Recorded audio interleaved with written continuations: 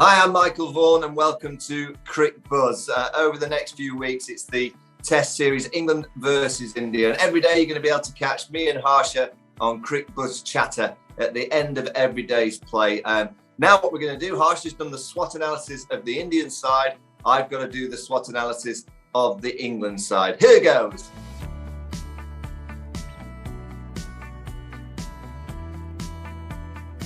The strengths of the England side are home conditions. There's not many teams that come here and beat England in Test match cricket. New Zealand did it recently in the two Test match series. They won 1-0. England had a few players missing in those two games. Joe Root is only lost one series at home, and that was that series that's just been against New Zealand. The strengths are with the bowling department. Jimmy Anderson and Stuart Broad, the ball swinging and seaming around.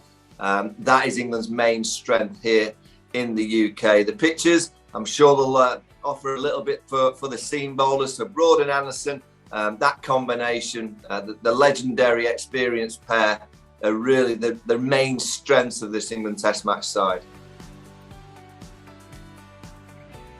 Well, the weaknesses are England's batting, and they're going to be without Ben Stokes, who has been England's best Test match batter in English conditions over the last 3 years, averaging around 44. That top order has been very fragile. Joe Root, a lot on his shoulders, started the year very nicely with a couple of double centuries. Since then, he's yet to get a 50 in his last 11 innings. So a little bit of pressure on Joe Root, particularly with no Ben Stokes. And I think India will be looking at that batting lineup and knowing that if they get early wickets and get Joe Root out there quickly, they can put the England captain under a lot of pressure. So the weakness really from an England perspective is the batting. Can they get enough runs? And that's always been the challenge over the last few years. If they get enough runs, the bowling department generally looks after them. But it really is a kind of series and a team that batting lineup looks very fragile from an England perspective. Well, the opportunities for the England side, it is that batting lineup to become consistent. The likes of Crawley, Sibley and Burns at the top of the order. I'm pretty sure they'll get another run of games in this series. They're under pressure, they'll know that, but you know, with pressure becomes that opportunity of scoring runs, creating partnerships.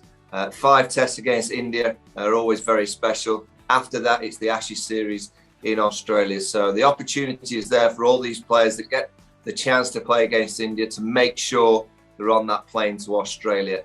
You don't want to miss out on an Ashes series when you get so close to being a part of the team. So there's the opportunity from the England perspective, that batting lineup, be consistent, score runs, beat India and make sure that you're on the plane to Australia in a few months' time.